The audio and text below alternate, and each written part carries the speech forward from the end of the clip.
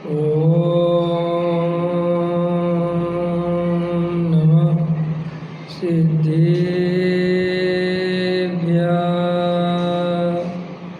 ॐ नमः सिद्धेभ्यः। ॐ नमः सिद्धेभ्यः।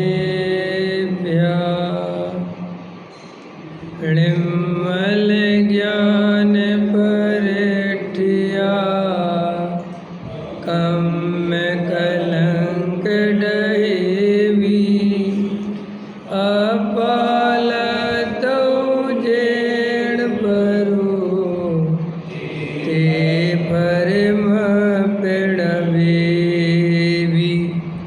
सब कर्म मलिका नाश कर हर प्राप्त कर निज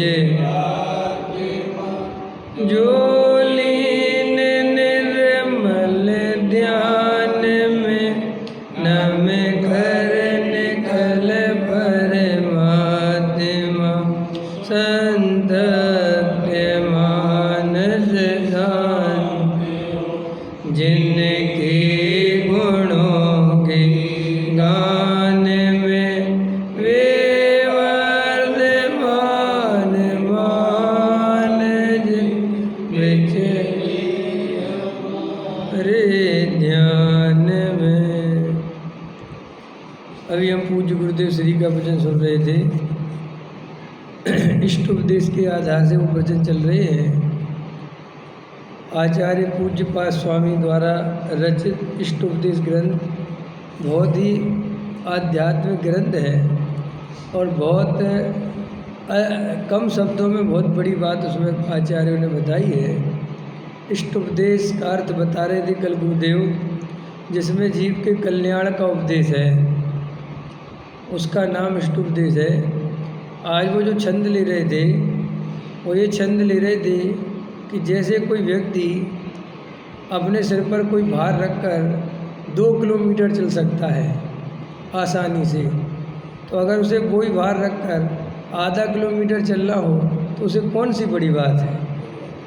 ऐसे ही जो आत्मा की आराधना हमें मोक्ष प्रदाता है, जिस आत्मा की आराधना से हमें मोक्ष मिल सकता है, यदि उससे स्वर्ग मिलना हो तो वो क्या है, वो तो ऐसे ही मिल जाएगा। इसलिए जो आत्मा की आराधना करने वाले जीव हैं उन्हें कभी स्वर्ग आदि की तरफ नहीं सोचना चाहिए, उन्हें कभी नरक आदि और स्वर्ग आदि का भय और लालच नहीं रखना चाहिए। उन्हें तो अपनी आत्मा से इतना प्रेम होना चाहिए कि उन्हें परिपूर्ण श्रद्धा होनी ही चाहिए कि मैं अब कोई कुगति में जाने वाला नहीं हूँ और अल्प काल में ही मुझे परम पद मिलने वाला ही है। ऐसा कब हो सकता है? ऐसी श्रद्धा हमारी कब मजबूत हो सकती है? जब हमारे अंदर सच्ची आत्मा की आराधना हो तो।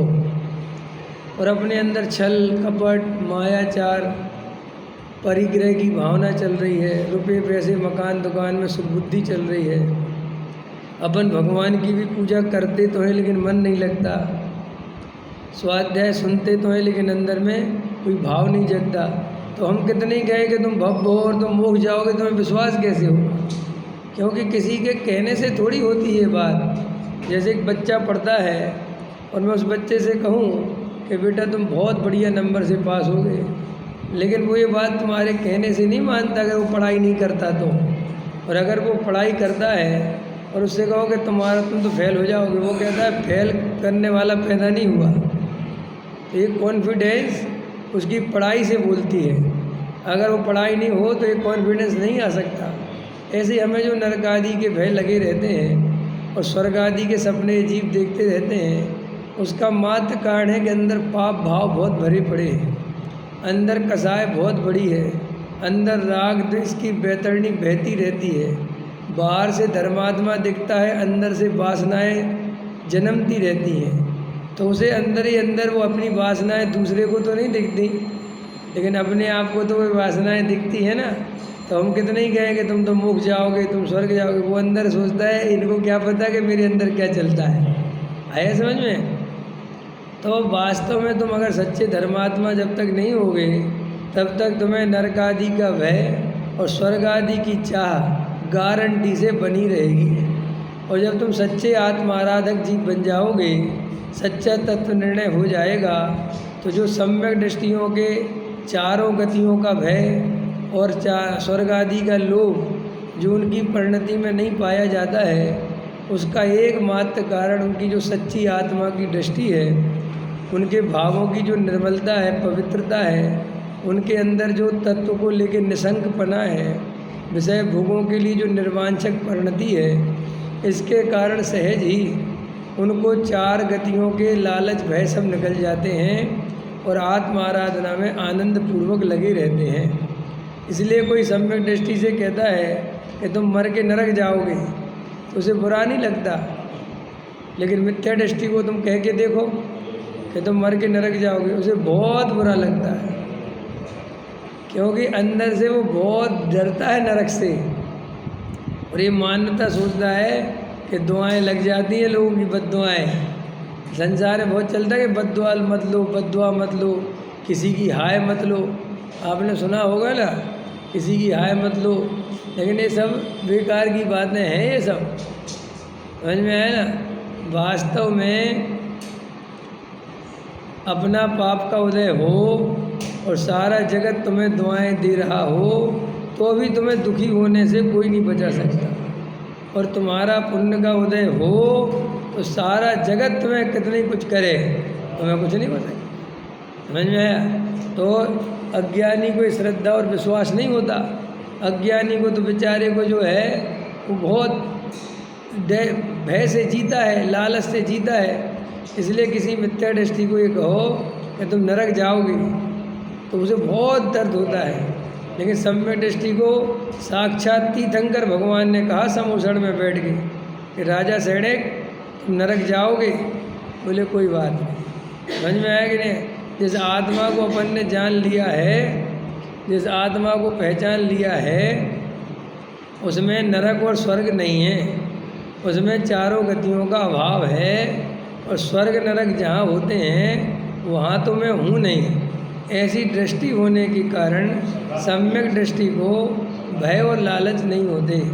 ये बात अभी गुरुदेव श्री अपने को समझा रहे थे, और साथ में ये ले रहे थे कि जैसे कोई घटना घटती है कि कोई ऐसा वर्षा नहीं हुई और जो है ज़्यादा खेती किसानी में बहुत हो गया, तो बोले देखो फसल तो नहीं होती, लेकिन उसमें बीज तो नहीं लगता, लेकिन भूसा हो जाता है।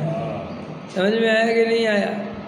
ऐसे ही जो जीव भगवान आत्मा को जाने बिना बाहर में जो दया दान पूजा भक्ति करता रहता है तो घास ही घास फूलती है, वो पुण्य बन जाता है, मर के एक आध भाव के लिए स्वर्ग चला भी जाता है, लेकिन फिर काल अनंत निगोद में बीतता है। इसलिए कभी भी ये दया दान पूजा भक्ति का भाव करके अपने को धर्मात्मा नहीं मानना। समझ में आया। इसमें कोई बहुत बड़ा धर्म नहीं है।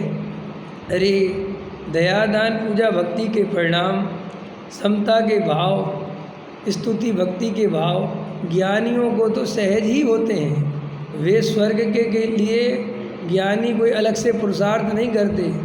उन्हें तो अपनी आत्मा से इतना प्रेम होता है, आत्मा की ऐसी श्रद्धा होती है, आत्मा के प्रति ऐसा समर्पण होता है कि बाहर में अपने आप ही दया दान भक्ति व्रत उपवास अपने आप उनका पालन का भाव सहज पलता है। और कोई स्वर्ग आदि के लालच से नहीं पालते, वो अपने आप ही होता है वो सब। समझ में आया।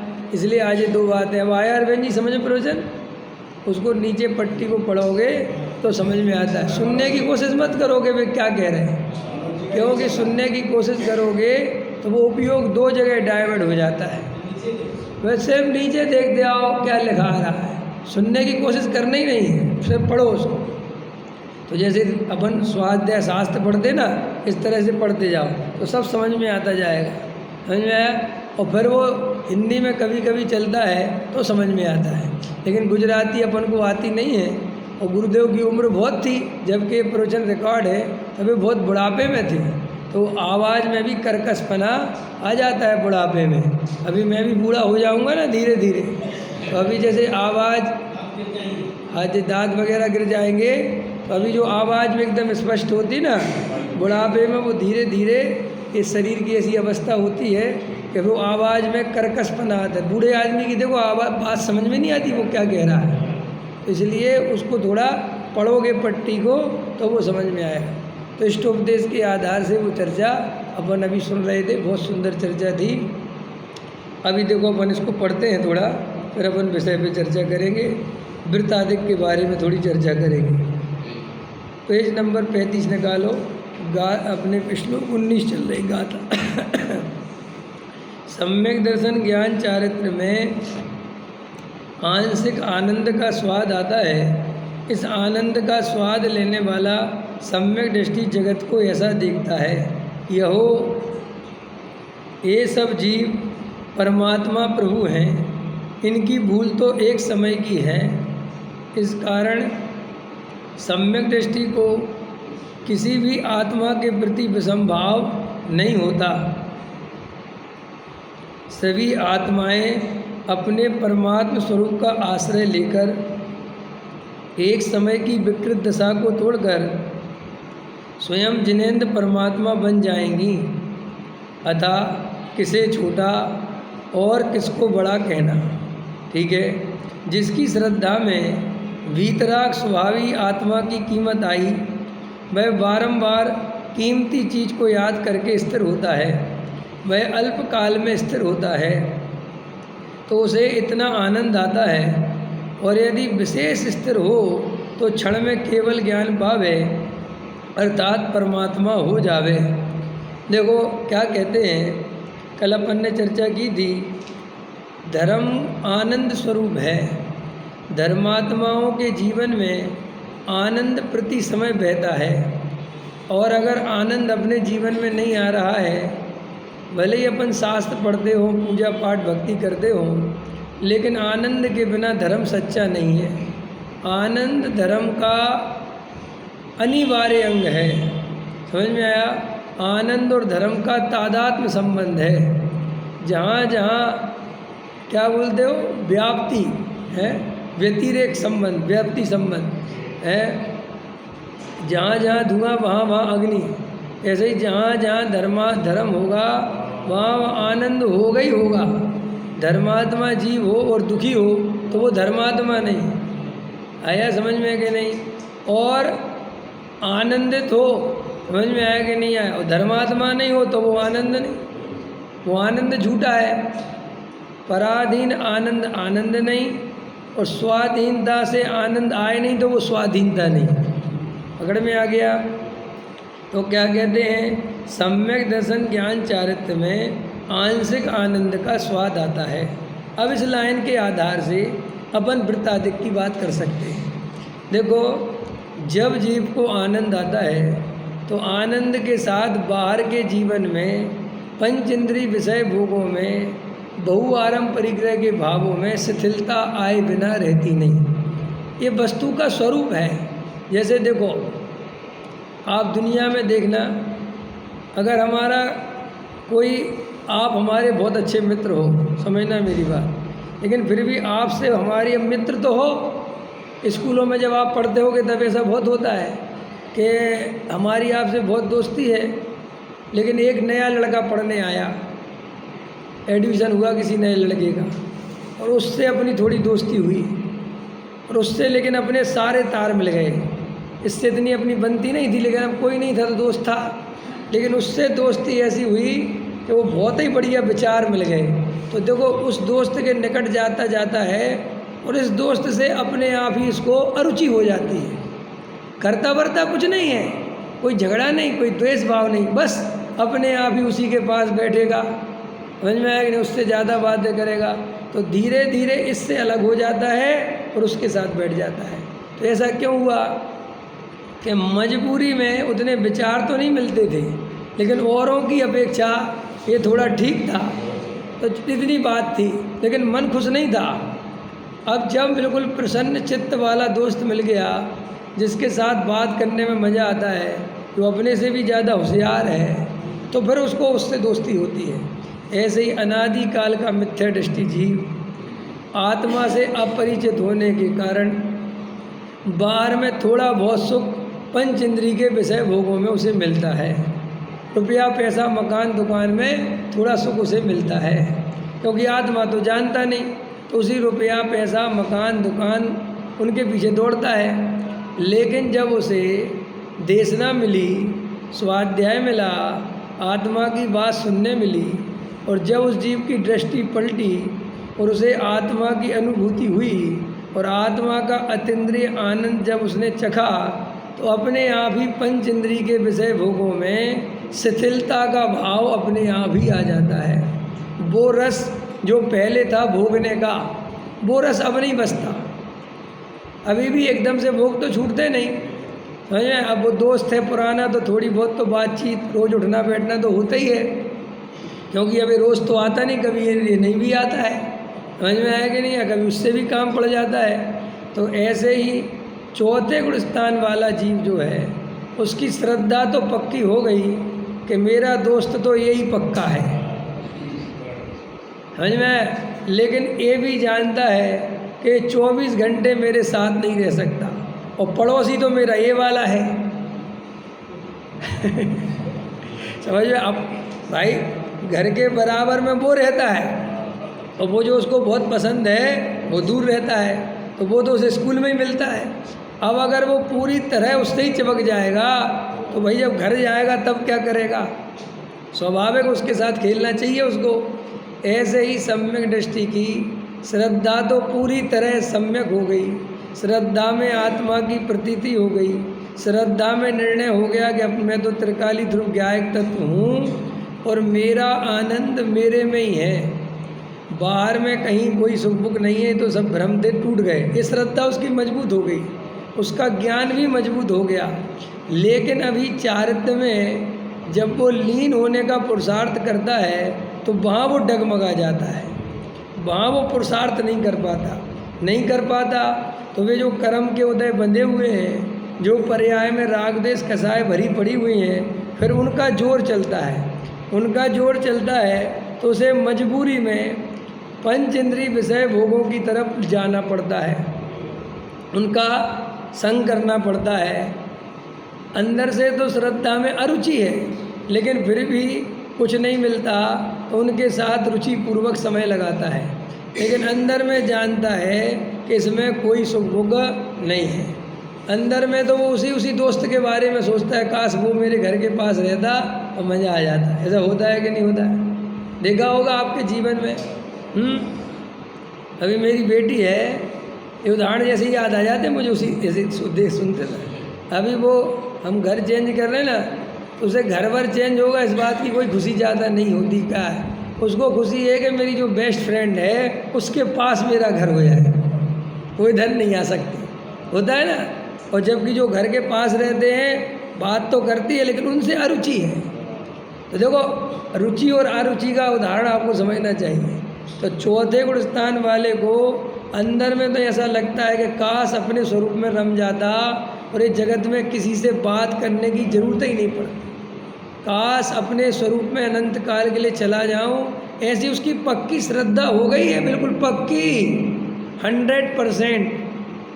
मतलब उसमें शंका नहीं करना भूल के भी कि बात साहब हमारी तो नहीं हुई तो तुम मिथ्या दृष्टि हो। ऐसी सम्यक दृष्टि की श्रद्धा पक्की हो जाती है, माने उसे वास्तव में आज कोई अपने स्वरूप में रमने को बोले वो रम सकता हो तो वो तुरंत रम जाए। माने ये नहीं कहेगा कि मैं कल रमूंगा, जो कल के लिए छोड़ रहा है वो सम्यक दृष्टि है ही नहीं, तो आज के लिए अभी। भैया देखो भाई, जो सबसे कीमती कार्य होता है उसे अपन कल पर नहीं टालते। कल पर कौन सा कार्य टालते हैं? जो हम करना नहीं चाहते, जो हम वास्तव में करना चाहते हैं उसे हम कभी कल पर टालते ही नहीं। और अपना जोश देखो कैसे आ जाता है। बोलो, उदाहरण दूँ कुछ ताकि तुम्हें जोश समझ में आ जाए। तुम कपड़े दिलाने जाओ पत्नी को, तो पत्नी का जोश देखना और पति का जोश देखना, जोश ज़्यादा किसका होगा? पता, पत्नी वैसे सिर दर्द हो रहा होगा, ये तकलीफ़ हो रही, वो तकलीफ़ हो रही, लेकिन तुम बस बाज़ार चलने की बोल दो कि बाज़ार चलो तुम्हें शॉपिंग दिला करा देंगे, तो ऐसा जोश आ जाएगा कि तुम कहोगे कि जी क्या हो गया इसको, समझ में आएगा। अब वो एकदम अपन कहेंगे अभी तो तुम्हें तकलीफ़ हो रही थी, अरे कुछ नहीं, ऐसी तकलीफ़ें तो होती रहती हैं, और कौन सा काम नहीं करती घर का, कुछ नहीं तुम तो चलो, अरे तुम्हें कल ले चलेंगे, अब आज आराम कर लो तुम, नहीं नहीं नहीं कुछ नहीं, अभी आधे घंटे की तो बात है। समझ में आया कि नहीं आया, होता है कि नहीं। रुचि है, लेकिन अरुचि का काम कहो कि एक कप चाय बना दो, आज तुम ही बना लो, रोज़ रोज़ तो मैं ही बनाती हूँ, आया समझ में। तो जहाँ जीव की रुचि होती है उसके अनुसार उसका पुरुषार्थ अपने आप काम करता है। तो सम्यक दृष्टि की रुचि आत्मा में है तो उसका श्रद्धा, उसका ज्ञान, उसका चाहत हमेशा आत्मा के लिए समर्पित है। ये अलग बात है कि मजबूरी में उसे संसार के कार्यों में लगना पड़ता है, लेकिन रुचि पूर्वक नहीं लगता, ये बिल्कुल परम सत्य समझना। और अगर वो रुचि पूर्वक संसार के कार्यों में एकत्व ममत्व कर्तृत्व के पूर्वक लगे तो वो मिथ्या दृष्टि जानना। अब ये अलग बात है कि तुम रुचि और अरुचि का अर्थ कभी नहीं समझ पाओगे। साहब क्यों नहीं समझ पाएंगे, आपने समझा तो दिया, नहीं नहीं, ये ऐसे तो समझ में आता है, लेकिन हम रुचि का अर्थ आसक्ति समझते हैं, रुचि का अर्थ उपयोग वहाँ चला जाए तो समझते हैं, ऐसा अर्थ नहीं है। लेकिन भाई चारित्र की कमजोरी के कारण सम्यक दृष्टि जब पंचेंद्रिय के विषय भोग भोगेगा तो वो बिना उपयोग लगाए थोड़ी भोग सकते हो। भाई भोजन करेगा तो रुचि पूर्वक करेगा, तो साहब आप तो कह रहे थे सम्यक दृष्टि को रुचि नहीं होती, भाई यही समझने लायक है। रुचि का अर्थ है एकत्व ममत्व कर्तृत्व और भोक्तृत्व। ये भोक्तृत्व क्या है, इसमें से सुख आएगा, ये सुख का कारण है, इससे मुझे सुख मिलेगा, ये मान्यता सम्यक दृष्टि की नहीं होती। ठीक है, ये चौथे गुण स्थान का कमाल है। चौथे गुण स्थान में श्रद्धा पूरी तरह पलट जाती है, ज्ञान में सम्यक निर्णय हो जाता है, चारित्र में अनंतानुबंधी कसाय का अभाव होने पर अनंतानुबंधी क्रोध मान माया लोभ का अभाव हो जाता है। लेकिन अनंतानुबंधी क्रोध मान माया लोभ के अभाव होने पर भी बाहर में उसका जो आचरण है वो सामान्य मिथ्या दृष्टि की तरह ही होता है। अब मिथ्या दृष्टि को ये समझ में नहीं आती, क्योंकि वो आचरण समझता है त्याग व्रत संयम को, और सम्यक दृष्टि जो चौथे गुण स्थान वाला है उसका बाहर में कुछ आचरण बदलता ही नहीं। कि क्यों साहब क्या बात करते हो, देखो मैं आपको बताता हूँ। नहीं सुनो, जितना आचरण सम्यक दृष्टि का होने पर, सम्यक दर्शन होने पर बदलना चाहिए, भाग्य से वो आचरण हम पहले ही बदल चुके हैं। आप समझ रहे ना, अपन जैसे जैन कुल में जन्मे तो अपन मध्य मास मधु खाते ही नहीं, सप्त व्यसन करते ही नहीं, शराब आदि पीते नहीं। अब यही सम्यक दर्शन होने पर यही आचरण प्रकट होना था, तो तुम तो ये आचरण पहले ही पालते हो। तो अब तुम्हें ये समझ में नहीं आता कि साहब हमारे अंदर सम्यक दर्शन होने पर आचरण क्या बदला, चेंज क्यों? अब आप समझ रहे, जबकि आपको वो आचरण भाग्य से गुट्टी में ही मिल गया वो। अब लेकिन अजैन को हो जाए सम्यक दर्शन तो अब वो शराब छोड़ देगा, जुआ छोड़ देगा, तो तुम कहोगे देखो सब कितना बदल गया। आए समझ में, बात समझ में। अब जैसे अपन वो काम करते ही नहीं, अपने सबरे जितने भी मुमुक्षु हैं, अपन जितने भी हैं, अपन का आचरण तो चौथे गुण स्थान वाले का जितना चाहिए उससे भी 2-4% ज़्यादा ही पालते हैं अपन। तो अब बदले तो बदले क्या? हाँ, अब चौथे गुण स्थान की भूमिका के हमने पहले ही बदल दिया। अब पहले बदल दिया, अब वो आफत हो गई। अब हम सोचते हैं कि सम्यक दर्शन होने पर तो वो बिल्कुल हाई लेवल, मैंने देखो ऐसा हुआ, पहले गुण स्थान में चौथे गुण स्थान का आचरण, चौथे वाले से कल्पना करते हैं पांचवें वाले की, पांचवें वाले से कल्पना करते हैं छठवें सातवें वाले की, और छठवें सातवें वाले से कल्पना करते हैं केवली की। ये सब हम एक गुण स्थान थोड़ा आगे गड़बड़ होने से हमारे वो आचरण संबंधी प्रॉब्लम क्रिएट हो गई है, और वो बहुत ज़्यादा क्रिएट हो गई है। मतलब वो इतनी ज़्यादा हो गई कि हमें समझ ही में नहीं आता कि सम्यक दृष्टि होता कैसे।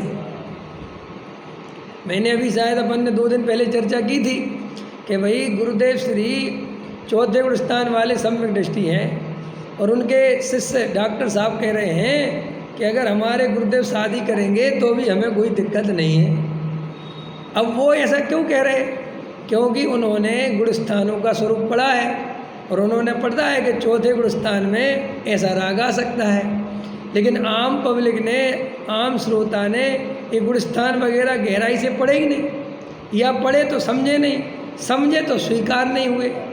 क्योंकि हम चौथे गुण स्थान में जिसकी शादी वगैरह है वो तो समझ में आता है, लेकिन कोई आदमी नेचुरली शादी करने की बोल दे तो हम उसका गुण स्थान ही नहीं मानेंगे ये सम्यक दृष्टि हो सकता है। तो एक तो ये बहुत बड़ी प्रॉब्लम हमारे आचरण संबंधी खड़ी हो गई। ठीक है, अब और क्या गलती हो गई? अब गलती हो गई दूसरी कि हमने शास्त्रों से पढ़ कर आचरण करना सीखा। इससे क्या गलती हो गई? आचरण अंदर से नहीं आ पाया, आचरण शास्त्रों से पढ़ के आया, और शास्त्रों से पढ़ कर जो आचरण आता है वो आचरण सच्चा नहीं हो सकता कभी भी, क्योंकि वो आचरण गारंटी से देखा देखी और आगम के भार से, आगम की मार से पालता है। समझ में आया कि अंदर में वो भावना तो जगी नहीं। जैसे देखो तो साहब ये आचरण कैसे लगा, ये आचरण का समझ लो। जैसे ऐसा समझ लो, एक व्यक्ति माँ कैसी होती है इस पर पुस्तक लिखना चाहता है, तो अब वो माँ से मिले बिना पुस्तक नहीं लिख सकता अपने मन से कि माँ ऐसी होनी चाहिए, माँ। अगर ऐसा लिखता है तो बहुत गलत हो जाएगा। तो साहब फिर माँ का आचरण कैसे लिखा जा सकता है कि वो माँ के पास गया जो अभी अभी माँ बनी है, 2, 4, 6 महीने का उसका बालक है, तो उसकी जीवन शैली को देखता है और उसे वो लिख देता है कि माँ का आचरण ऐसा ऐसा होता है। और फिर वो और 10, 20, 50 माँओं को देखता है तो सबकी वैसे ही ममता, वैसे ही बच्चे के प्रति भाव, तो वो वैसा वैसा आचरण लिख देता है। क्लियर हो गई? और ऐसे कर करके माँ का आचरण कैसा होना चाहिए इस पे 20 शास्त्र बन गए, 20 पुस्तकें बन गई। अब आने वाले समय में क्या हुआ कि जो औरतें हैं या जो महिलाएं हैं वे पुस्तकें खरीद लाएं कि एक माँ का आचरण कैसा होना चाहिए, और माँ तो बनी नहीं वे। समझ में आ गया? और वो पुस्तकें पढ़ के माँ जैसा आचरण करने की कोशिश करती हैं कि हम भविष्य में माँ बनेंगे तो हम अभी से, माँ एक करवट सोती है, माँ प्यासी बैठी रहेगी लेकिन अपने बच्चे के लिए मरी जाएगी, माँ जो है उसकी गंदगी साफ करेगी, उसे अब ऐसा वो अभ्यास करेगी। तो क्या होगा ऐसा अभ्यास करने से कि भाई साहब आनंद तो आएगा नहीं, गारंटी से तकलीफ बढ़ जाएगी, भार बढ़ जाएगा, और असली माँ का जन्म होने से और रह जाएगा। कि क्यों? कि उसमें इतनी दुख तकलीफ मिलेगी उसे कि वो असली माँ बनने की नहीं सोचेगी। आया समझ में कि नहीं? जबकि वो वास्तविकता क्या थी कि ये पुस्तकें पढ़ के कोई माँ का आचरण नहीं पाला जा सकता।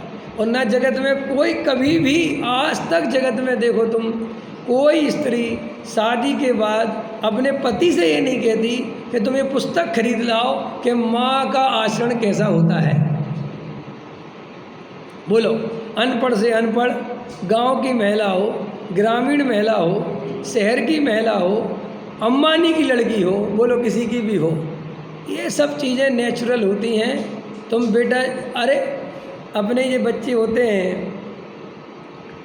ना, अभी छोटे हैं बच्चे, अब अपने ही समझ, ऐसा उदाहरण के लिए भाभी और नंद है, और भाई बड़ा है लड़की बहन का, तो भाई की शादी हो गई, भाई के बच्चे हो गए, तो देखो वो नंद होती है ना, ऐसे लिए रहेगी, और जैसे ही वो बच्चा सूसू करेगा तो तुरंत पकड़ा देगी। किसको पकड़ा देगी? भाभी को। तो भाभी क्या बोलती है? अच्छा बहुत ज़्यादा तकलीफ हो रही, अभी जब खुद माँ बनोगी तब भी ऐसे ही करोगी? है, मैं तो ना करूँगी ये सब, मेरे बस का। लेकिन वो उस समय उस फीलिंग को समझ ही नहीं सकती। तो नहीं समझ सकती तो तुम कितने ही बोलो। मैं तो कितनी लड़कियों को मैंने देखा रियल में, वो बच्चियाँ थी और बहुत सो के नहीं उठ रही हैं, समझ में आया कि नहीं आया, और बिल्कुल ऐसे ही उठ पटांग क्या करेंगी शादी के बाद? कपड़े पहनने का ढंग नहीं, चलने का ढंग नहीं, बोलने का ढंग नहीं। समझ में आया कि नहीं आया? बोलो अरविंद जी, दो बच्ची हैं तुम्हारी, दोनों की शादी हो गई। उनके शादी के पहले तुमने को छोटा सा ही देखा, बड़ा होते देखा, कैसा था? अपन कहते थे गिलास पानी ला दे, पी लो पापा। अब क्या हो गया? ये भैया साड़ी पहनना, उठना बैठना, बात करना, सास बहू सब अपने आप कहाँ से आ गया? कोई पुस्तक नहीं पढ़ाई, कुछ नहीं करा, बस शादी कराई, 7 फेरे हुए और वो आचरण आ गया। वास्तव में आचरण कहते ही उसे हैं जो कभी भी अभ्यास के द्वारा नहीं लाया जाता। जो अभ्यास के द्वारा लाया जाता है वो आचरण नहीं होता, वो आदत होती है, वो अनुशासन होता है। समझ में आया? वो एक सिस्टम होता है। उससे तुम देश चला सकते हो, उससे तुम समाज चला सकते हो, उससे तुम धर्म की परंपरा चला सकते हो, उससे तुम अपने कुल परंपरा का पालन कर सकते हो। लेकिन तुम्हें उस आचरण से कोई आनंद मिलने वाला, एक व्यक्ति शास्त्रों में पढ़ता है कि अष्टमी के दिन हरी नहीं खाना चाहिए, अष्टमी के दिन उपवास करना चाहिए, और ऐसा सोचकर वो अष्टमी के दिन उपवास करने लगता है कि भाई शास्त्र में हमने पढ़ा था कि अष्टमी को उपवास करना चाहिए।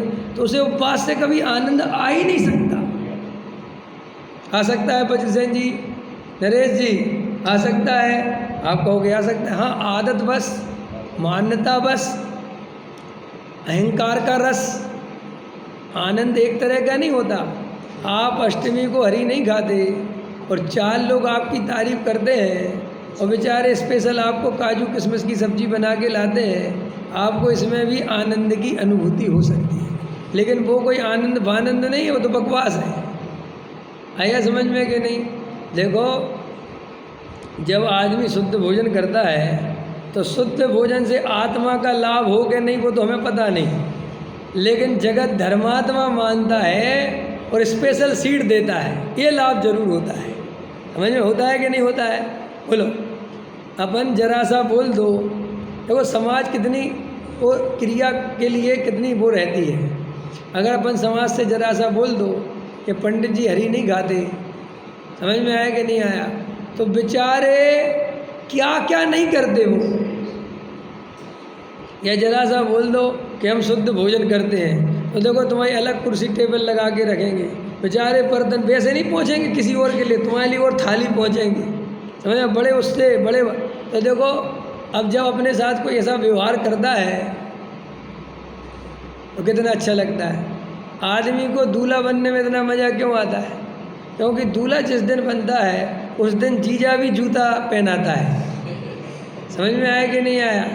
जिस जीजा के पैर फूफा के और जीजा के पैर छूता है ना रोज़, जब शादी होती है तो कहता है जीजा इसका थोड़ा वो लगाओ रिबन। समझ में आया कि नहीं? और जीजा रिबन लगा, बड़ा मज़ा आता है। तो लेकिन वो एक ही दिन का मज़ा है ना। लेकिन जो बाहर में त्याग व्रत ले ले और अंदर आत्मा का आनंद नहीं जानता, तो उसे रोज़ दूल्हा जैसा मज़ा आता है। क्योंकि समाज बेचारी आगे पीछे होगी, बेचारी बादाम रखेगी, बड़ा बड़े भावों से ऐसे देखती, जैसे ऐसे भोजन करेंगे ना ऐसे देखेगी, बड़ा अच्छा फील आता। तो वो आनंद अगर आया भी तुम्हें तो वो तुम्हारे त्याग व्रत संयम से नहीं आया है, वो आनंद तो इस अहंकार के कारण आया है। इसका क्या आपके पास सबूत है कि नहीं आया? देखो, अगर उसको ऐसा आदर सत्कार नहीं मिले तो उसको क्रियाओं के प्रति अनादर भाव आता है उसको। देखो, तुम अकेले में कोई क्रिया करना और तुम 4 आदमी के सामने वो क्रिया करना, देख लेना। तुम अकेले में पूजा करना और 4 लोग तुम्हारी पूजा सुन रहे हो, देख रहे हो, तो तुम देखना। जब 4 आदमी तुम्हारी पूजा देख सुन रहे हो तो तुम बड़े सतर्क से, बड़ी सावधानी से करते हो।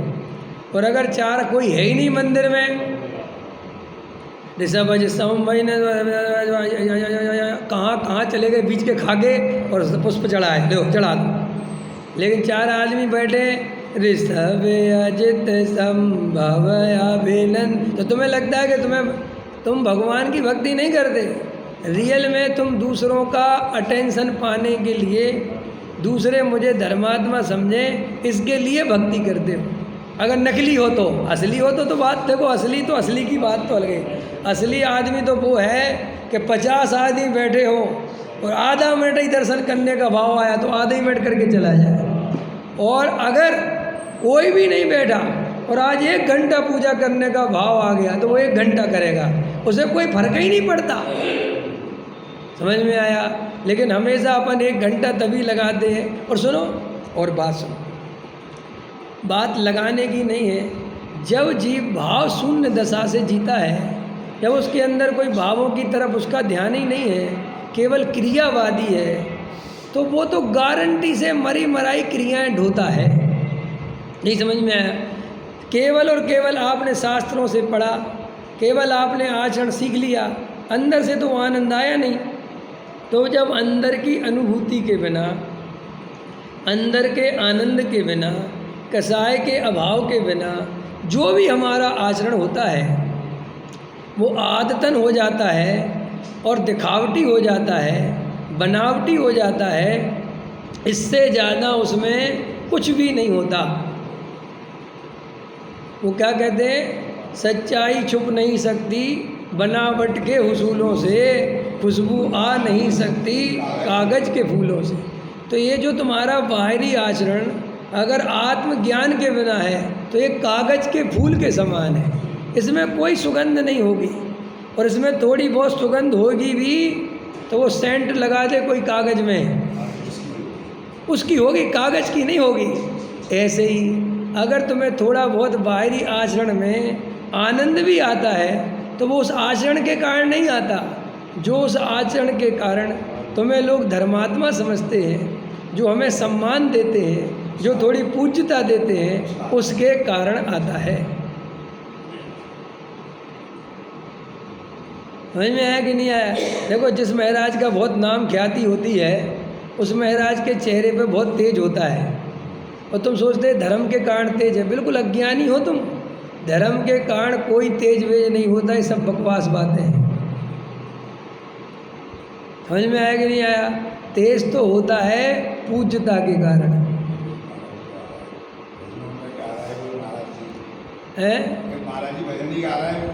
अरे अब कोई उससे क्या फर्क पड़ता? समझ में आया कि नहीं आया? वो तेज जो है ना, जब उसको 50 आदमी, 100 आदमी, 1000 आदमी करो, इसलिए जिस महाराज का जितना बड़ा पंडाल उस महाराज के चेहरे पे उतनी ज़्यादा चमक, समझ में आया? और जिसका कोई पंडाल वंडाल नहीं है, 4 आदमी कुछ नहीं आ रहे, उसके चेहरे पे वो चमक आएगी नहीं। समझ में आया? और साहब कोई असली महाराज हो तो असली महाराज तुम्हें मिलता ही नहीं। अगर असली आ जाए तो जो नकली तो भग जाए। समझ में? असली की चमक ही कुछ अलग होती है, वो चेहरे से नहीं होती चमक। ये चेहरा फेरा मत देखने बैठ जाए ना, गलत कह रहा हूँ क्या? चेहरे से कुछ होता है कि नहीं? हम तुम्हें ऐसे आदमी दिखा देंगे कि बिल्कुल एकदम ऐसे सुंदर लगते हैं, और अगर वे ऐसे ध्यान करने बैठ जाएं तो ऐसा लगे साक्षात तीर्थंकर बैठे, एकदम सुडोल काया, एकदम सुंदर, एकदम गोरा चिट्टा शरीर, एकदम समता भाव। एक बार की घटना बताएं, अभी कुछ दिन पहले की बात है। मैंने कोई घर पे काम करवा रहा था, तो जो मिस्त्री था वो अपने साथ एक हेल्पर लाया, और वो हेल्पर था, आप विश्वास नहीं करोगे, उसका चेहरा इतना सौम्य भाव चेहरे पे, समझ में आया कि नहीं? और गोरा चिट्टा बिल्कुल, समझ में आया? और कपड़े भी पहन के आया वो सफ़ेद कुर्ते पजामे। मैंने सोचा ये तू किसको ले आया? बोला भाई साहब मेरा हेल्पर है, काम करेगा। मैंने कहा तो कोई त्यागी वृत्ति सा लगता है यार। उससे बोला भी मैंने, बिल्कुल एकदम बात ही को धीरे धीरे एकदम काम। मैंने कहा यार, फिर मैंने ऐसा लगा उसको देख, मैंने कहा भैया तुम क्या करते हो? बोले भाई साहब मैं तो यही काम करता हूँ। मैंने कहा अच्छा। मैंने कहा कब से करते हो? मैंने सोचा कोई मजबूरी में कुछ इसके साथ, भाई ऐसा तो नहीं कुछ ऐसा हो। तो मैंने बोला, मैंने कहा तुम्हें कब से काम करते हो? कह रहा मैं तो 20 साल से करता हूँ। और संजय तो मुझे बहुत पहले से जानता है। ऐसी बात चल रही थी, सब हो गया। मैं फिर भी कोमल से कहा देख इसको, देख के कैसा लगता है बार बार। तो कोमल कह ली हाँ लगता तो है। फिर शाम हुई तो मैंने उसको पैसे दिए, तो वो कहता है बाबूजी इसको 50 रुपये फालतू दे दो, इसको शराब पीनी है, बनना ही मानेगा नहीं। हाँ मेरे को इतना वो लगा, मैंने कहा तुम शराब पीते हो? अरे बोले साहब ये इतनी शराब पीता है कि पूछो मत। समझ में आया कि नहीं? मुझे बड़ा धक्का लगा। तो तुम्हारी ये बाहर की काया फाया, इससे कुछ नहीं होता भैया। समझ में आया कि नहीं आया? इनसे तुम जो कल्पनाएं कर लेते हो किसी को धर्मात्मा की, इसकी एक कल्पनाएं 100 में से 99 दफ़े तो झूठी हो जाती है। समझ में आया? और तुम्हें ये जो तेज वेज भी होता है ना, ये तेज वास्तव में तुम्हारी श्रद्धा से उत्पन्न होता है। मेरे चेहरे से तेज नहीं है, तुम्हारी श्रद्धा से। जैसे मेरे प्रति किसी की श्रद्धा होगी ना, उसको मेरे चेहरे पे तेज दिखने लगेगा। चाहे मैं भले काला कटूला कैसे ही हूँ तो भी कहेगा तेज बहुत है। भले ही वो काले दिखते हैं, उनके चेहरे पे देखना तुम एक अलग ही वो रहता है। क्या बोलते तुम लोग? रॉब वॉब जो भी है, गिलो गिलो गिलो, है ना? समझ में आया? लेकिन ये उसके चेहरे पे नहीं है, ये तुम्हारी श्रद्धा में है। जो उसके बराबर में बैठा है उसे कुछ नहीं दिखता, वो कहता है काय का क्या है, काला रखा है। इसका मतलब इस श्रद्धा से सब तेज बेज दिखते हैं। सच बात बता रहा हूँ। कई लोगों को, अब मैं किसी महाराज का नाम तो नहीं ले सकता, कई महाराजों में तीर्थंकर के दर्शन हो जाते हैं, साक्षात परमात्मा दिखता है। वो कहते हैं अरे साहब वे तो चलते फिरते बिल्कुल सिद्ध है। अब अपन उन महाराजों के आचरण जानते हैं, अपन को चलते फिरते सिद्ध तो छोड़ो, गुंडे मवाली और दिखाई देते हैं। अब बोलो अब अभी अब क्या करेंगे? बोलो सच बताओ, श्रद्धा का चमत्कार है कि नहीं है? जगत है तो ये पर पदार्थों में कुछ दम नहीं है।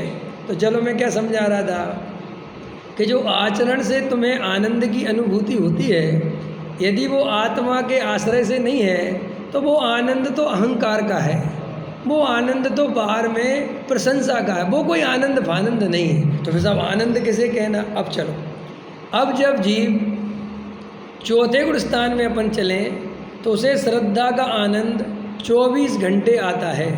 चाहे उसे कोई पूछे, चाहे उसे कोई ना पूछे, चाहे उसे कोई सम्यक दृष्टि माने, चाहे उसे कोई ना माने, उसे कोई लेना देना नहीं। और चाहे भीड़ में हो, चाहे अकेले में हो, चाहे दिन में हो, चाहे रात में हो, चाहे देश में हो, चाहे प्रदेश में हो, उसे अपने ज्ञायक भगवान आत्मा की श्रद्धा का आनंद 24 घंटे बरतता रहता है। समझ में आया? और अनंतानुबंधी के अभाव के कारण क्रोध मान माया लोभ में भी अति तीव्रता नहीं होती, अति क्रोध नहीं होता, अति मान नहीं होता, अति लोभ नहीं होता। तो उस जाति की आकुलता भी उसकी परिणति में नहीं होती। समझ में आया? सम्यक दृष्टि का किसी ने अपमान कर दिया तो आग बबूला हो जाएगा, लेकिन बहुत जल्दी, घंटे 2 घंटे में, 4 घंटे में, 6 घंटे में, दिन में, 2 दिन में अपने आप ही उसका परिणाम वो गिर जाएगा और एकदम शांत हो जाएगा। लेकिन मिथ्या दृष्टि को ऐसा बिल्कुल नहीं है, उसको कसाय बढ़ती ही बढ़ती है, घटती नहीं है मिथ्या दृष्टि की कसाय। जैसे मिथ्या दृष्टि को किसी से कसाय है तो दिन दुगनी रात चौगनी अंदर ही अंदर वो उस पर बढ़ाता जाएगा। और सम्यक दृष्टि को किसी से कसाय है तो जिस समय कसाय हो गई वो तो हो गई, लेकिन जैसे ही आगे पीछे वो भेद ज्ञान करेगा, उपयोगात्मक भेद ज्ञान आएगा, आत्मा की तरफ उपयोग जाएगा, सबरी कसाय मिट जाएगी। ऐसा ही स्वरूप है वस्तु का। इसलिए मैं तो खूब अनुभव करता हूँ, जब खूब कसाय होती है तब एकदम क्रोध आता है, लेकिन जैसे ही तत्व विचार आदि होते हैं, अरे किसी ने क्या बिगाड़ा, कहने की बात है, सब यह सब होना निश्चित ही है। कसाय के आवेश में आकर ये क्या बोल दिया उसको, आया समझ में कि नहीं? और फिर अपने आप क्या होता है, अगर तुम सही दृष्टि वाले हो तो, ईमानदार हो तो भैया उत्तम क्षमा, ये भी नहीं सोचते कि क्षमा करेगा कि नहीं करेगा, हमें कोई लेना देना नहीं, अपन ने अपना भाव किया और अपन फिर ये भी उम्मीद नहीं करते कि जी हमसे बात करे या कोई देखो भय और लालच से क्षमा मांगे तो वो सच्ची क्षमा नहीं है। बड़े आदमी हैं, अपन ने गलत बोल दिया, मंदिर में उनकी चलती है, भैया क्षमा मांग लो वरना इनसे बिगाड़ लेंगे। कल मैं एक मित्र को समझा रहा था, व्यवहार की जरूरत कमजोरों को पड़ती है, पावरफुल आदमी को व्यवहार की जरूरत नहीं पड़ती है। इसलिए तुम हमेशा देखना, पावरफुल आदमी किसी से जज निंद नहीं करता, पावरफुल आदमी से सब जज निंद करते हैं। ऐसा सिस्टम क्यों है बताओ, समझाओ। अरे वो किसी में भी रहता हो, तुम क्यों करते हो उसे जज निंद? बात आप समझे नहीं। वो तो अपने घमंड में कुछ, तुम क्यों करते हो उससे? तुमने सोचा ऐसा भी कोई बड़ा सेठ आ जाए, तुम सामने से जाके हाल चाल पूछोगे, जज निंद करोगे, अरे सेठ जी यहाँ बैठो, क्यों क्यों करा तुमने ऐसा? सोचो, अंदर में जाके देखो क्या है। हाँ, तुम्हें उससे पैसा मिलेगा ये तो बात तुम भी जानते हो, किसी से क्या पैसा मिलेगा, लेकिन तुम्हें एक भय सताता है कि बड़ा आदमी है ये, और अगर अपन ने इससे व्यवहार नहीं बनाया तो व्यर्थ में इसकी आंख में चढ़ेंगे, अच्छा नहीं लगेगा, कल के दिन काम भी पड़ सकता है, बड़ा आदमी है। भाई जिंदगी भर काम नहीं पड़े तुम्हें, और काम पड़ता है तो कभी काम नहीं आते। समझ में आया कि नहीं आया? हाँ, अब नहीं आते, पहले तो आते थे। समझ में आया कि नहीं आया? तो व्यवहार की ज़रूरत किसे पड़ती है? कमज़ोर आदमी को। जो पावरफुल होता है उसे कोई व्यवहार की नहीं पड़ी, आया जिसे तुम बहुत बड़ा समझते हो। ऐसे ही आचरण में भी समझ लो, अगर तुम ज़्यादा ओवर आचरण कर रहे हो, अपनी भूमिका से ज़्यादा कर रहे हो, और 4 लोगों के सामने ज़्यादा आचरण कर रहे हो, तो तुम अंदर से बहुत कमज़ोर व्यक्ति हो, तुम अंदर से बिल्कुल डरे हुए व्यक्ति हो। तुम्हें समाज का बहुत डर लगता है कि अब 4 आदमी आ गए और अगर मैंने इनके सामने उस तरीके का आचरण नहीं किया तो ये मुझे धर्मात्मा नहीं मानेंगे। तो तुम्हें उनको धर्मात्मा दिखाने की पड़ी क्यों है? क्योंकि तुम्हारे अंदर में पूजने का जो लालच है, अथवा ये बड़े सेठ हैं, अगर इनके सामने हमने अच्छा आचरण नहीं रखा तो ये हमारी जो सेवा व्यवस्था करते हैं ये नहीं करेंगे। तो ऐसा आचरण छल कपट मायाचार के अलावा क्या है? उसको आचरण नाम देना ही बिल्कुल मूर्खता है।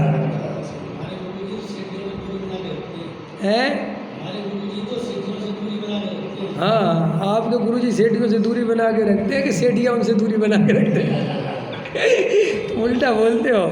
हम तो सेठियों से कब के आओ मिलो, वो कहते भाई साहब माफ करो। हाँ, दूर से ही। हम किसी से दूरी क्यों बनाएंगे? समझ, हमारे लिए तो सब भगवान आत्मा है।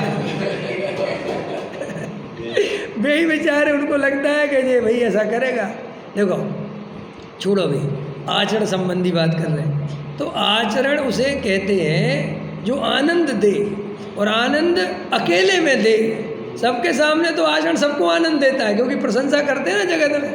आज आपने उपवास करा और किसी को पता नहीं है बिल्कुल कि आपने उपवास करा, फिर भी तुम आनंदित हो रहे हो, तुम्हारा खूब आनंद चल रहा है, और किसी को पता नहीं, और ना तुम्हें कोई बताने का भाव, तो समझ लो कि आज उपवास ठीक है।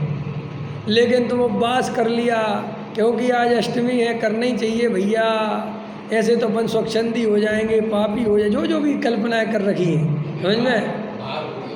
हाँ, और फिर भैया अब अपन चलो भैया, और फिर 4 आदमी, आज हमारा उपवास है जी, आज हमारा उपवास है, आप तो भोजन ले लो, हमारा तो उपवास है, आप तो ले लो ले लो ले लो।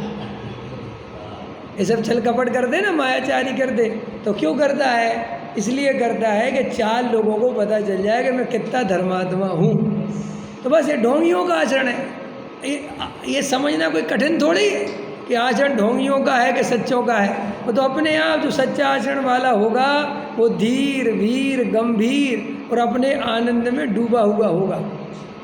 हमने उपवास को खेल खिलौना बना लिया।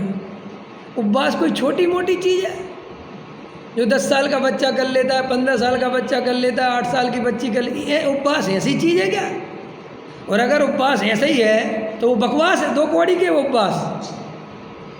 उपवास का अर्थ तो होता है आत्मा के समीप वास करे, उसका नाम उपवास। और आत्मा के समीप वास करे और फिर भोजन की याद नहीं आती, वो बाहर का उपवास होता है। लेकिन हमने तो उस उपवास को इतना हल्का बना दिया। जैनियों की कितनी जिंदगी खराब है वास्तव। उपवास को भी इन्होंने चांदी की कटोरी में बेच दिया, नहीं बेच दिया।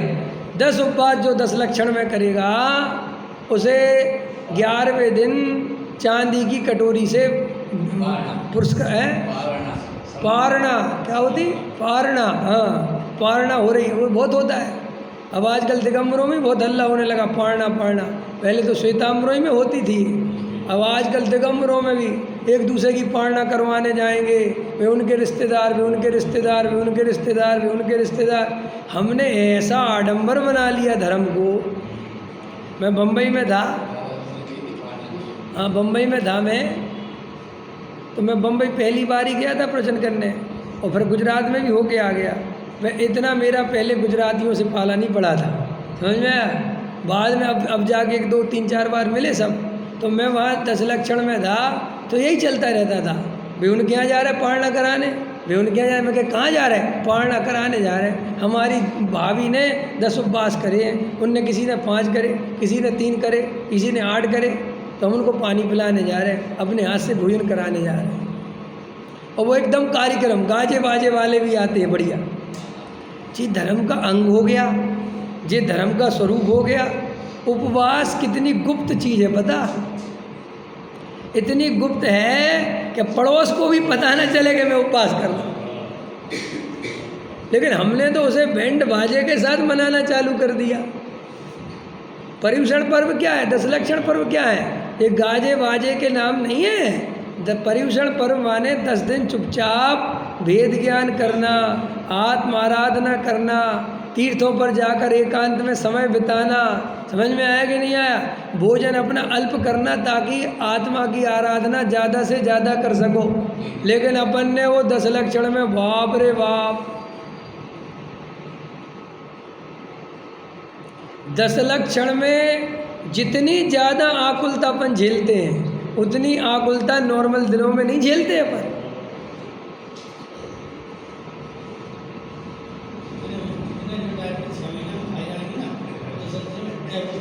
हाँ, अरे 10 लक्षण में महिलाओं को देखो तो मंदिर में नई नई साड़ी, समझ में, बढ़िया से बढ़िया साड़ी, बढ़िया से बढ़िया कपड़े और नए नए तरीके के पकवान पे सोचते ये 10 लक्षण बना रहे। या तो उपवास, समझ में, एकदम उपवास करेंगे। तो ये अपन ने सब धर्मों का विकृत रूप प्रकट कर लिया है और बिल्कुल विकृति बढ़ती चली जा रही। और मज़ेदार बात है, इस विकृति को बड़ा चढ़ाकर बताने वाले भी लोग मिल गए, उसको क्या कहना चाहिए, शाबाशी देने वाले भी मिल गए। कमेटियाँ चांदी की कटोरी बांटने लग गई, किसी को पता ही नहीं है कि ये हो क्या रहा है। मुमुक्षु भी बड़ा गजब का आदमी है। अपने मुमुक्षुओं में एक बड़ी खतरनाक बात है, दोष जानते हुए भी दोष करते हैं। दोष तो बताते जाते हैं पंडित, ये नहीं करना चाहिए, ये गलत है, ये नहीं करना है, लेकिन वही पंडित जी के सामने ही पंडित जी वो सांस्कृतिक कार्यक्रम कराते हैं। कहते भी आते इस रंग राग में कुछ नहीं रखा, कुछ नहीं रखा, धर्म तो आराधना की चीज़ है। या वाणी के ज्ञान ते सूझे लोका लोक। चलो आज अपन प्रतियोगिता करेंगे अक्षय निधि। क्या करते हैं, क्या होते, अंताक्षरी। और अभी पंडित जी आधा घंटे पहले समय सार पढ़ा रहे थे, अब भजन चलने लगे। अपन को कभी याद भी है तो मुमुक्षुओं में ज़्यादा बदला कुछ नहीं है। इनने दोष निकालना तो सीख लिया, इनने धर्म की बातें तो करनी सीख ली, लेकिन जीवन में वो जो परिवर्तन आना चाहिए वो तो नहीं आया। साहब सांस्कृतिक कार्यक्रम नहीं करेंगे तो बच्चे कैसे जुड़ेंगे? ऐसे कर कर के हमने असली धर्म को भी पहचानते हुए भी उसे गड्ढे में डाल दिया। बच्चों के नाम पर, युवाओं के, आजकल मैं जितने भी प्रोग्राम देखता हूँ मुमुक्षुओं यूट्यूब पे, मैं ज़्यादा तो नहीं, सब में महिलाएं नाचने लगी खूब। इस तरफ महिलाएं नाच रही, इस तरफ पुरुष नाच रहे, और कुछ दिन बाद साथ में नाचेंगी। और क्या शिविर का नाम क्या दे रखा, युवाओं का शिविर। और मौज मस्ती और नाचो, और उसी में हम थोड़ा अध्यात्म पिला देते। अरे भाई साहब, हमें ऐसा अध्यात्म नहीं पिलाना जिसमें अध्यात्म ही विकृत हो जाए। सब जगह महिलाएं नाचने लगी। पहले अभी की बात है, 2-4 साल पहले महिला नाचती नहीं थी बिल्कुल भी। अब कोई दिक्कत ही नहीं है, रोडों पे नाचने लग रही, जुलूस जा रहा उसमें नाचने लग रही, और कोई बोलने वाला नहीं है। वो पंडित जी बढ़िया भजन गा रहे हैं, महिलाएं नाच रही। उन पंडित जी को यही समझ में नहीं आ रहा कि तुम कैसे पंडित जी हो भाई। तो साहब आप पुरुषों के, हम तो कह रहे हैं ना पुरुष नाचे ना महिला नाचे, हमें नाचवाना ही नहीं। कि साहब किसी को नाचने का राग हो तो उसके लिए दुकानें अलग खुली ना भाई, वहां जाओ भाई। आप समझे नहीं, तुम अध्यात्म के क्षेत्र में आए हो तो यहाँ रंग राग का निषेध ही है, यहाँ तुम्हारी पूर्ति नहीं करेंगे हम। लेकिन विकृति तो विकृति है, चलो छोड़ो, वो रह जाएगा विषय। क्या समझा रहा था मैं कि चौथे गुण स्थान वाले को श्रद्धा का आनंद 24 घंटे आता रहता है, चाहे उसे कोई जाने, चाहे उसे कोई ना जाने, चाहे उसे कोई ज्ञानी माने और चाहे उसे कोई लेना देना। क्यों? क्योंकि ये आनंद उसके अंदर से आया है, ये आनंद उसके बाहर के लोगों से नहीं आया। इसलिए अगर तुम बाहर के लोगों के कहने से अपने को सम्यक दृष्टि मानते हो, 4 आदमियों ने कह दिया विवेक जी आप तो हमें सम्यक दृष्टि लगते हो, तुम समझ में आ गए, तो इसका दुष्परिणाम क्या होगा कि ये नकली सम्यक दर्शन है। क्योंकि फिर वे 4 आदमी मिथ्या दृष्टि कहने में भी देर नहीं लगाते, फिर तुम्हारा सम्यक दर्शन और तुम्हारा मिथ्या दर्शन दूसरों के हाथ में आ गया। हाँ, अब दूसरा चलो आगे। अब जीव, अब आता है व्रत उपवास आदि की स्थिति कैसे बनती है। जब वही चौथे गुण स्थान वाला जीव निरंतर आत्मा में रमने का पुरुषार्थ तो करता ही करता है, लेकिन फिर भी चारित्र्य के उदय के कारण, मोह के कारण वो रम नहीं पाता। लेकिन वो धीरे धीरे चारित्र्य मोह का उदय कमज़ोर पड़ता है और यहाँ इसका पुरुषार्थ बढ़ता है, तो आत्मा में रमणता बढ़ती है। और आत्मा में जैसे ही रमणता बढ़ती है तो आत्मा में रमणता बढ़ते ही तुरंत ही बाहर में कसाएँ कमज़ोर पड़ती हैं, एकदम बाहर से एकदम परिणाम टूटता है। तो जब ऐसा अंदर में आनंद बढ़ता है और वहाँ बाहर में अपने आप रस टूटता है, तब जो आचरण प्रकट होता है उसका नाम है 5वां गुण स्थान। समझ में आया? तो 5वां गुण स्थान हो गया। तो अब 5वें गुण स्थान में जो 12 प्रतिमाएँ हैं, 11 प्रतिमाएँ, तो वो 11 प्रतिमाओं का क्रम है। जितना जितना रमता जाएगा उतनी उतनी प्रतिमाओं को लेता जाएगा। अब वो भाषा ऐसी आती है कि प्रतिमा लेता जाता है, क्योंकि वो तो नाम तो देना ही पड़ेगा। तो वो होता क्या है कि अब जैसे मान के चलो अब मैं पंचम स्थान वर्ती श्रावक हो गया, तो श्रावक हो गया तो क्रियाओं से नहीं हुआ, अंदर के आनंद से हुआ। अब अंदर का आनंद आया तो जैसे पहले क्या था कि आलस आ जाता था, काम ज़्यादा घेर लेता था, फैक्ट्री चले गए तो मंदिर छूट गया बाहर में। लेकिन अब अंदर में इतनी दृढ़ता आ गई, इतनी आसक्ति टूट गई कि फैक्ट्री नहीं जाएंगे लेकिन मंदिर के दर्शन के बिना हम कोई कार्य नहीं करेंगे। ये बाहर में उसकी ऐसी दृढ़ता आ गई। पहले ये दृढ़ता क्यों नहीं थी? क्योंकि अंदर में ऐसा आनंद नहीं था। अब एकदम मंदिर आदि के प्रति, देवशास्त्र गुरु के दर्शन के प्रति एकदम वो मजबूत हो जाएगा। तो उससे अंदर में सम्यक दर्शन और बाहर में ऐसा दर्शन, तो वो कौन सी प्रतिमा बन गई? दर्शन प्रतिमा। लेकिन ये कार्य होना चाहिए सम्यक दर्शन पूर्वक। अगर सम्यक दर्शन के बिना कोई बाहर में मंदिर के नियम लेता है कि मैं दर्शन के बिना पानी नहीं पीऊँगा, तो वो ले तो सकता है और लेने वाले लेते भी हैं, लेकिन उसमें आनंद नहीं आएगा उसे। क्यों नहीं आएगा? क्योंकि नियम तो लिया है लेकिन अंदर में कसाई नहीं छूटी। अब जैसे मान के चलो उसी दिन फैक्ट्री जाना है और मंदिर जाने का नियम लिया है और 9 बजे ही कोई 2 करोड़ का पार्टी आ रही है तो अब इसे जो दुख देगा, नियम ढोएगा तो कैसे भी करके। लेकिन जो सम्यक दृष्टि धर्मात्मा होगा, असली पंचगुण स्थानवर्ती होगा, उसको कोई फर्क नहीं पड़ेगा, वो सहज रहेगा कि साहब आज 2 लाख की पार्टी आ गई, कोई बात नहीं, उसको बैठा शांति, उसके चित्त में आकुलता उत्पन्न नहीं होगी। लेकिन मिथ्या दृष्टि के चित्त में जब तक वो क्रिया अनुकूल रहेगी तब तक तो वो पालन करता रहेगा कि 9 बजे कोई पैसा देने आता ही नहीं और 9 बजे मंदिर जाना है तो उसको कोई, लेकिन जिस दिन फंस जाएगा उस दिन उसके आकुलता पैदा हो जाए। आया समझ में? अब जैसे और उसका आचरण आगे बढ़ा और आनंद बढ़ा और उसने मेडिकल की दवाइयाँ लेना बंद कर दिया, समझे ना पूरी बात, तो वो अंदर में पूरी तरह निशंक और निर्भर है और उसे पूरी तरह कर्म के उदय का निर्णय हो गया है और अंदर कसाई टूट गई है। अब बहुत ज़्यादा स्वस्थ रहने की और जीने की और भोगों की वासना निकल गई, तो अब एकदम बोला जो शुद्ध दवाई होगी, आयुर्वेदिक दवाई होगी, अब वो देना, बाकी अब इस देह के प्रति इतने भाव नहीं रह गया। तो उसने वो दवाई छोड़ दी। अब उसे कल कोई बीमारी आया है तो वो घबराता नहीं है, मिथ्या दृष्टि के साथ उल्टा है।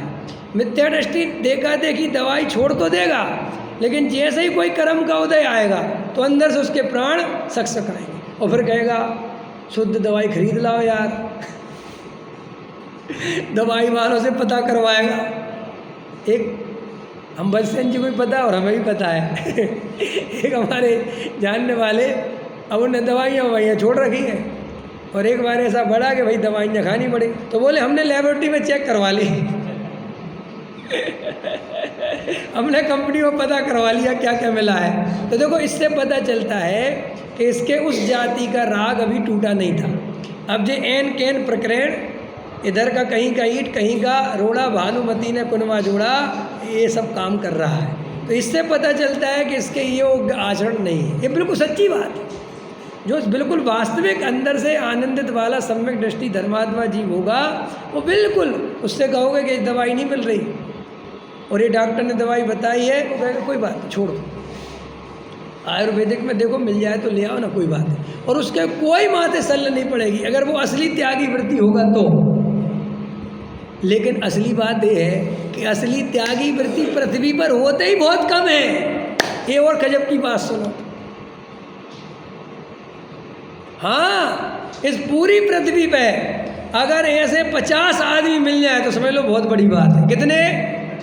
और नकली त्यागी वृत्ति कितने? लाखों में।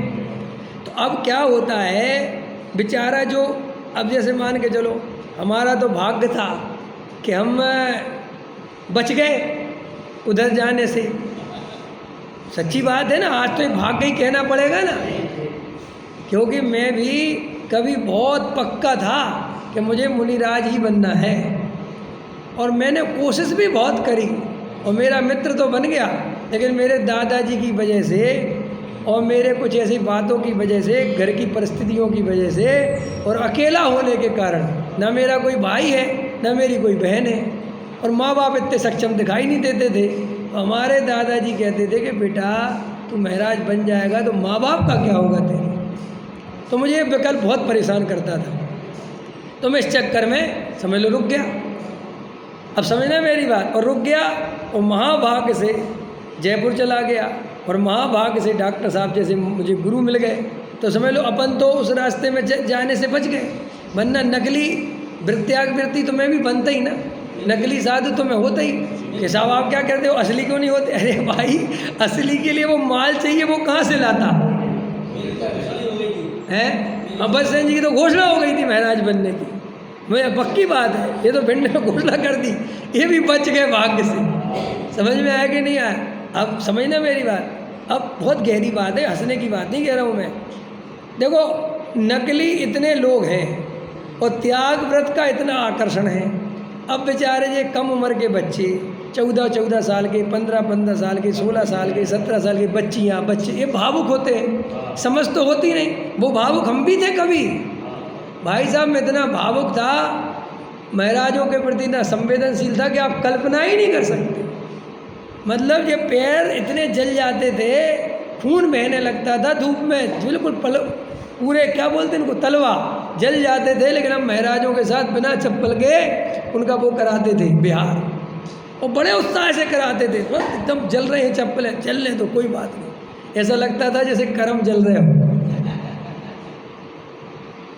एक बार मैंने आचार्य श्री को, विद्यासागर महाराज जी को आहार दिया पहली दफ़े, तो तुम विश्वास नहीं करोगे मैं पहली मंजिल के मकान से खुशी में कूद गया था, क्योंकि भीड़ हो रही थी जीने पे, और मैंने आहार दिया और मैं इतना खुश कि ये खुशी किस किस को बता दूँ। समझ में आया कि नहीं आया? तो अब समझ ही में नहीं आया कुछ, तो मैं उसकी पहली मंजिल से कूद गया। समझ में आया कि नहीं आया? और दौड़ के गया अपनी बुआ के वहाँ, मैंने महाराज जी को हार दे दी, आज तो मेरा जीवन धन्य हुआ। मेरा कहने का तात्पर्य है कि उस उम्र में वो भावुकता ऐसी ही होती है। अब उस समय तुम्हारा ऐसा सत्संग मिले तो तुम्हें मुनि बनने की भावना, ब्रह्मचारी बनने की भावना जग जाती है, इसमें कोई बहुत आश्चर्य की बात नहीं है। और उस समय परिणति में वैसी निर्मलता होती भी है, लेकिन वो निर्मलता भावुकता के कारण होती है। वो आवेश, वो पुरुषार्थ, समझ में आया, वो सब आवेश में होता है, और आवेश में किया गया पुरुषार्थ कभी सच्चा नहीं होता। दिखता तो सच्चा जैसा है, लेकिन होता नहीं। आया समझ में? तो वो क्या होता है कि अब वो बेचारा शास्त्रों से पढ़ पढ़ के आचरण सीखता है। देखो भैया, हम त्यागी वृत्ति हैं, हमें ऐसा आचरण पालना चाहिए, शास्त्र में हमारे लिए लिखा है। तो इसको कहते गुलाम मार्गी। इसको क्या कहते? बाबू भाई कहते थे गुलाम मार्गी। गुलाम मार्गी माने शास्त्रों से पढ़ पढ़ के आचरण पालता है, अपने अंदर से नहीं आता उसे भाव, बस शास्त्र में जो लिखा है वैसा पालता है। आया समझ में?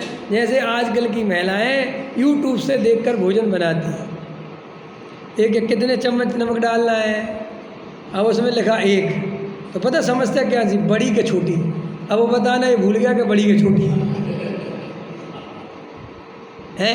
1 चम्मच तेल डालो, अब कौन सी चम्मच लेना है, अब वो परेशान है। ऐसे ही जब तुम अंदर के आचरण के बिना बाहर का आचरण पालोगे तो गारंटी से परेशान ही होगे। इतनी क्लियर हो गई बात? अब आगे चलो। अब जैसे जैसे उसके वीतरागता बढ़ती जाती है तो फिर ये 12 प्रकार के व्रत हैं, जो कौन कौन से हैं? 5 अणुव्रत, 3 गुणव्रत और 4 शिक्षा व्रत। तो अपने आप इसमें वो कोई पढ़ के बात नहीं है।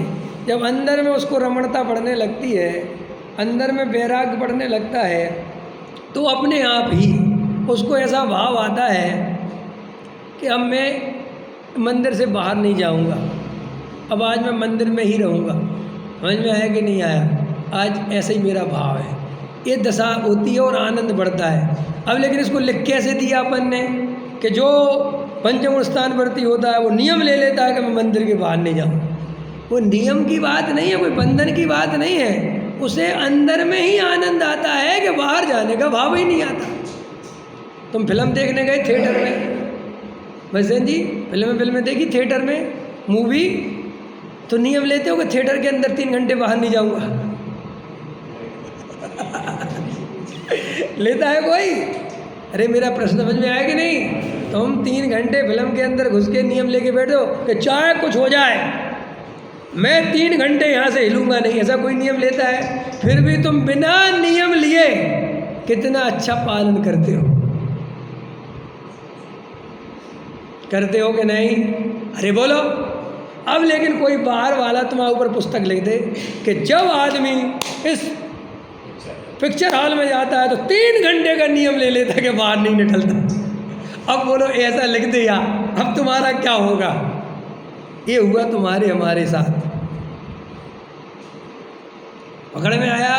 जो बहुत सहजता की बात थी, जो सहज आनंद की चीज़ थी, उसे हमने इस तरीके से बंधन बना लिया। अब देखो,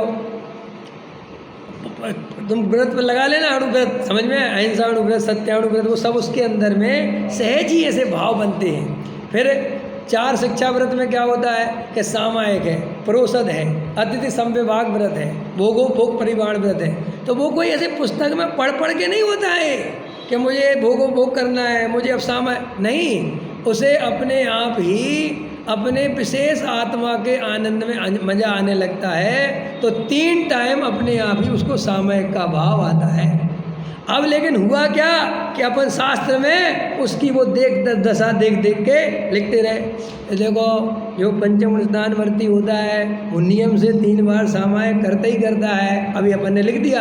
अब वो जबकि वो नियम के कारण नहीं कर रहा था, उसके अंदर से वो आ रहा था, और हमने शास्त्र में क्या लिख दिया कि तो अब तुम्हारे साथ क्या हुआ कि तुम पहले नियम पे आ गए अंदर के आनंद के बिना। आया समझ में? तुमने वो किताब पहले पढ़ ली जो बाद में पढ़नी थी, वो पहले पढ़ ली। अब पहले पढ़ ली, अरे देखो ऐसा धर्मात्मा होता है, देखो ज्ञानी को ऐसे पूजा पाठ होता है, ज्ञानी के ऐसे भाव होते हैं। अब तुमने वो भाव आर्टिफिशियल ले लिए,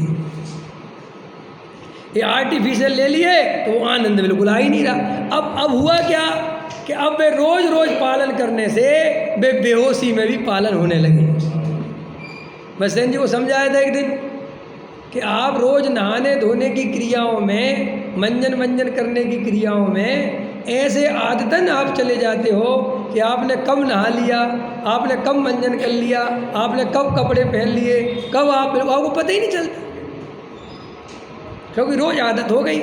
ऐसे ही जब आपका आचरण शास्त्रों के आधार से आप पालते हो तो हो सकता है आपको कोई कष्ट ना हो सकता है आप कह सकते हो कि पंडित जी हमें तो कोई व्रत उपवास करने में कष्ट नहीं हो सकता, लेकिन कष्ट नहीं होना भी उपवास का लक्षण नहीं है, आनंद आना उपवास का लक्षण है। आप समझ रहे मैंने क्या कहा? आप कहोगे मुझे कोई फर्क ही नहीं पड़ता, मुझे फर्क की बात नहीं है। तुमने जो एक टाइम भोजन करा और उसके बाद जो समय बचा तो तुम्हें आनंद आया आराधना में कि नहीं, वो बताओ। कि साहब मुझे तो रोटी की याद ही नहीं आती, तो रोटी की याद नहीं आने से आनंद का क्या मतलब है? ऐसा तो क्रिकेटर को नहीं आता, व्यापारी को नहीं आता।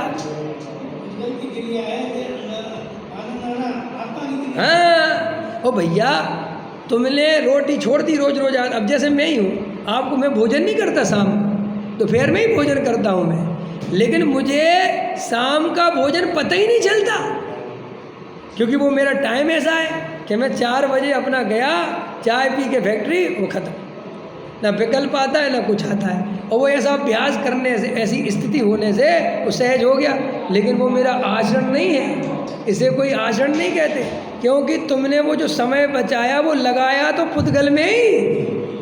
हाँ, अगर मैं शाम के टाइम 2 घंटे सामायिक में लगा देता और भोजन करने नहीं गया तो फिर वो माना जाता कि हाँ ये ठीक है। ऐसे ही तुम कहते हो हमें नियम व्रत पालने में कोई कष्ट नहीं होते, वो क्यों होंगे? रोज रोज क्रियाएं कर रहे हो तुम्हें तो आदत पड़ ही जाएंगी, लेकिन उसमें से आनंद आता है क्या? कि नहीं, आनंद फानंद कुछ नहीं आता। तो वो सब बेहोशी में की गई जड़ की क्रियाएं हैं, उनसे आत्मा का कोई संबंध। तो ऐसे दिशाओं का हो गया, ऐसे ही भोग परिमाण व्रत क्या है? अपने आप ही स्वाभाविक है। अब 10 जोड़ी कपड़े थे पहले, 20 जोड़ी कपड़े थे, अब इतने विकल्प आते ही नहीं कपड़े पहनने के, और फिर वो 10 जोड़ी देखता है तो विकल्प ज़्यादा होते हैं, कौन से पहनूँ कौन से हटाऊँ, तो अपने आप उसने कहा हटाओ यार ये सब, 2-4 ही जोड़ी रख दो बस। तो वो अपने आप क्या होता जाता है, हर चीज़ में ही वो सिमटता चला जाता है। लेकिन वो विकल्पात्मक नहीं सिमटता कि रोज रोज ये करूं ये ना करूं, ये करूं ये ना करूं, ऐसा नहीं होता। उल्टा वो ऐसी चीज़ों का चुनाव करता है जिसमें विकल्प कम से कम हो। अब जो उसका चुनाव करने का तरीका क्या है, ऐसी चीज़ का चुनाव करता है कि जिसमें विकल्प कम से कम हो। कि जैसे अपन ने 4 जोड़ी कपड़े रख ली, अब विकल्प खत्म हो गया कि नहीं? अपन देखो अपने पास कितने जोड़ी कपड़े हैं, कितनी दिक्कत होती है अपन, 2-4 मिनट तो खराब होते ही कि नहीं होते हैं। और ये तो अपन रसिया नहीं है, अगर रसिया हो तो बाप रे बाप, पत्नी नाम का तत्व देखो तो, कल कहीं जाना है तो रात में 6 साड़ी निकाल के लाएगी और दिखाएगी, बताओ ये अच्छी लग रही, ये अच्छी लग रही, ये अच्छी लग रही, ये अच्छी लग रही। पहले तो अपने से पूछेगी, फिर अपन एक तो जानते मानते तो कुछ है नहीं, लेकिन हम अगर नहीं बोले तो भी तकलीफ होती है, तो बोल दो हाँ जी अच्छी लग रही। मजा आया? मेरे साथ तो बहुत होता है, मैं तो कहता हाँ जी अच्छी लग रही, तो ठीक है यही पहन लें, हाँ अच्छी लग रही है पहले, और 100% आधे मिनट बाद ये अच्छी नहीं लग रही, अच्छा तो ठीक है दूसरी लग रही। समझ लो मेरी बात, ऐसा कम से कम नहीं तो कोई 1 घंटा बर्बाद हो जाए। अब सुनो, घटना घट गई, सिलेक्ट हो गई, रख ली, उस साड़ी के साथ जो जो चाहिए वो सब रख लिया, हाँ। और अगले दिन अपन ने कहा कि मैं 12 बजे लौट के आऊँगा फैक्ट्री से, तुम तैयार मिलना। हाँ, अब तुम 12 बजे पहुँचे, वही साड़ी पहनी जो सिलेक्ट करी थी, 1 घंटे में, और पेन पान के शीशे के सामने की अच्छी नहीं लग रही, नहीं लग रही अच्छी। अरे भैया अब अपने माथे कितने सल्ले पड़ती है कि अभी तो जी कह रही अब जी अच्छी नहीं लग रही, मेरी 1 आधा घंटा हो जाएगा, उदाहरण होता है।